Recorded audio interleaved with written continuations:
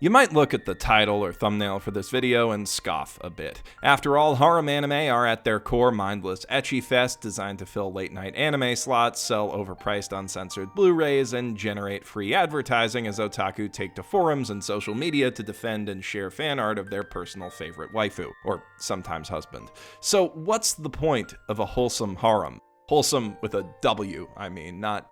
you get it. Now, that view of the genre as a vehicle for fan service isn't inaccurate, but it doesn't paint a complete picture either. Harem manga with little to no fan service are popular mainstays of many big shonen manga periodicals. And if you look at MAL, 2 of the 3 most popular harem anime out there don't have an ecchi tag. Nisekoi's fan service is limited to occasional PG-13 swimsuit shots, and what little fan service Ouran High School Host Club has is mostly played for laughs. There are also quite a few popular light novel adaptations that don't label themselves as harems, but nonetheless feature protagonists who get romantically entangled with 3 or more potential suitors. And I'm not just talking about SAO or all those fucking incest things. I'm talking about Oregairu, Monogatari, and Toradora, all 3 of which are praised for their storytelling. There is ongoing debate as to whether those series really qualify as harems, but I think that mostly comes from the misconception that harem anime are inherently raunchy, lowbrow vehicles for wish fulfillment. You get less pushback from a fan of the raunchy Monogatari series when you call it a harem than you do from fans of Toradora, but both are built on the core conceit that defines the genre. 1 protagonist, 3 or more potential love interests. And they demonstrate that that setup can be a springboard for far more than just ludicrous ecchi fantasies.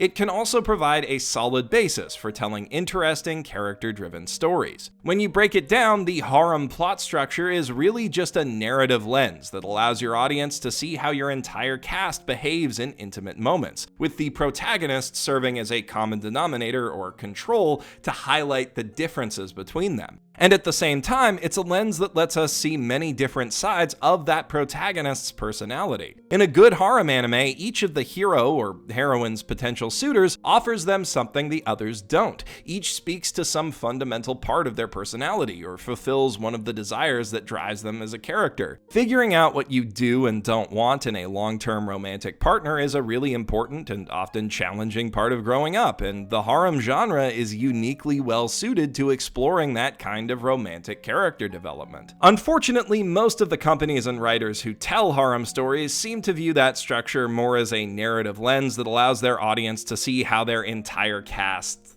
looks naked.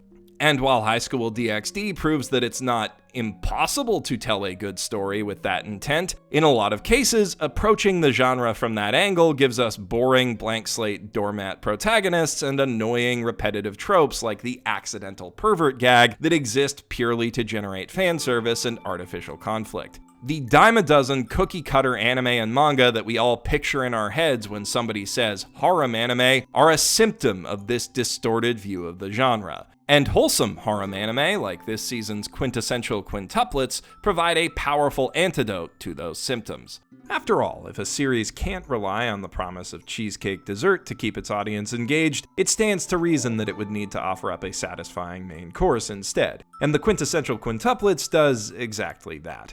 If you missed it in my winter recommendations, this show follows Futaro Uesugi, a dirt-poor honor student who is given a chance to help with his family's debt when a wealthy businessman hires him to tutor his daughters. Identical quintuplets named Ichika, Nino, Miku, Yotsuba, and Itsuki, whose personalities couldn't be more different, but who have one thing in common besides their faces: they're all terrible students. And to make matters worse, almost none of them trust their new tutor. It's a fairly novel setup for a harem series that gives the characters something to work towards instead of just being horny teenagers, and generates organic conflict. And it's all framed as a flashback from Futaro's wedding day, with the identity of his bride-to-be kept a How I Met Your Mother-esque mystery. That framing device means that both the short-term goal of getting the sisters to graduation and the long-term promise of a romantic resolution are always in the story's sights. That plot-driven approach has a few drawbacks. The occasional comedic interludes in the manga feel kinda random and out of place, but the upside is that the story has a sense of forward momentum that makes it hard to put down. The series takes advantage of its large cast of characters to show us fast, tangible progress in their relationships with one another and in the pursuit of their individual goals without needing to worry about running out of story fodder.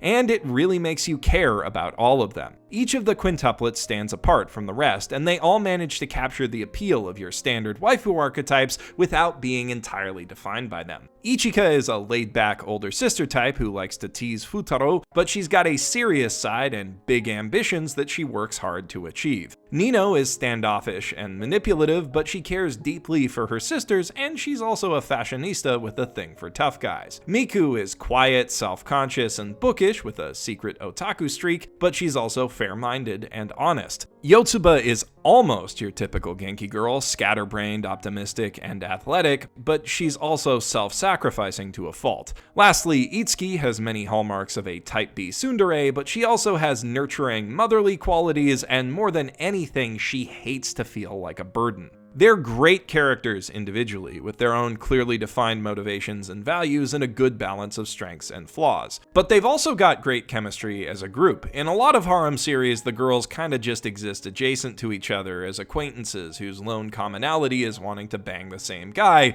but the quintuplet thing is more than just a gimmick here. The Nakano sisters have a strong familial bond. Sisterly love and sibling rivalries mean their individual stories are all tightly interwoven, and each plays a role in advancing the other's relationships with Futaro. For his part, Futaro is one of my favorite harem protagonists. He's the antithesis of your average blank slate doormat, and he doesn't come off as a stereotypical otaku or dumb pervert either. He's got his good points. He's diligent, hardworking, book smart, and good at reading people, but he's also an over-serious, stingy, street-stupid, socially inept, egotistical asshole, and his abrasive attitude plays just as big a role in his initial troubles with the Nakano sisters as any of their individual quirks do. There are organic reasons for him to be at odds with all of the girls initially, aside from Yotsuba, and organic reasons for all of them to come to like each other over time. There's room for all of them to grow as people, and they each possess qualities to spark that growth in each other. It's clear that the series author Negi Haruba put a lot of thought into the personalities of this cast and the dynamics of their interactions with each other, planning things out to take full advantage of the unique strengths of the harem genre. That great script would be nothing without great actors to bring it to life, though.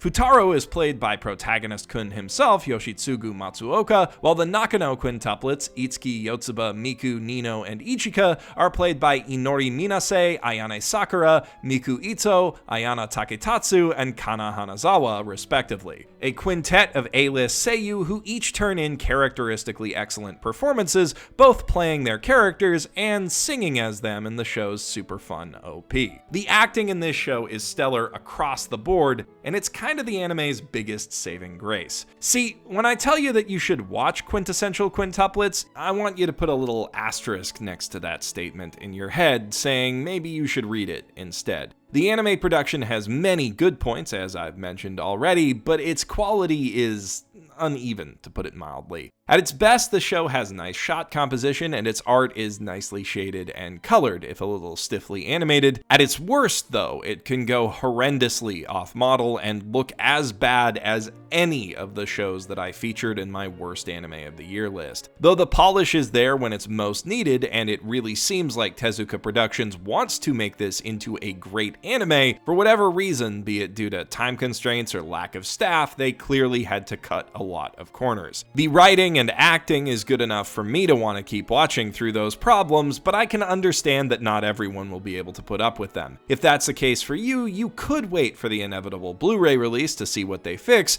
but if you're impatient, the manga is a great read. And not just because the writing is strong, it is on every level a really well-made comic. The artwork is slick, expressive, and nicely shaded, it's got strong panel flow and a good sense of visual comedy, and it uses splash artwork to punctuate big, emotional moments in a very effective manner. I started reading it solely to do a bit of research for this video, and I ended up getting sucked into binging the whole damn thing in a couple of days. The Quintessential Quintuplets manga is, in my opinion, the best way to experience this story, and barring some radical Blu-ray overhaul, it will probably stay that way. That's not to say that the anime isn't worth watching, just that it's more worth reading.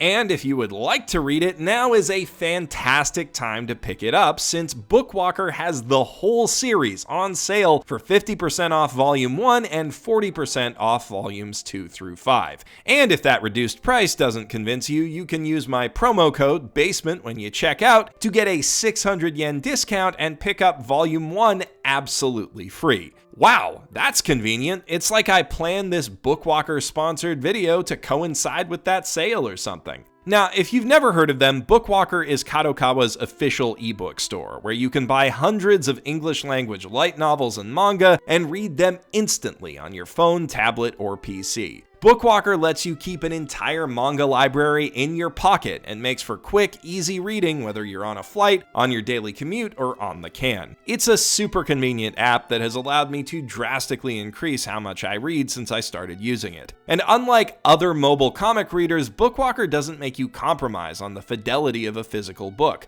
Every manga page and light novel illustration is a high-resolution scan that lets you see details down to individual dots and super fine screen tones, which I know isn't gonna matter to most folk, but if you obsess over the fine details, you will be happy to know that they do too. And Quintessential Quintuplets is far from the only book on their virtual shelves, so even if you're not into harems but are for some reason still watching this video, I highly recommend looking at Bookwalker to see what else they have in store. And whatever you buy there, remember to use the promo code BASEMENT when you check out for a 600 yen discount. But before you go, I'd appreciate it if you could do me a quick favor and hop on down to the comments to answer one all-important question. Which of the 5 twins is best girl? Personally, I'm on Team Ichika, but I would love to hear all of your thoughts. And while you're down there, if you could do those other things that YouTubers ask their fans to do, I'd sure appreciate that as well. I'm Geoff Thew, professional shitbag, signing out from my mother's basement.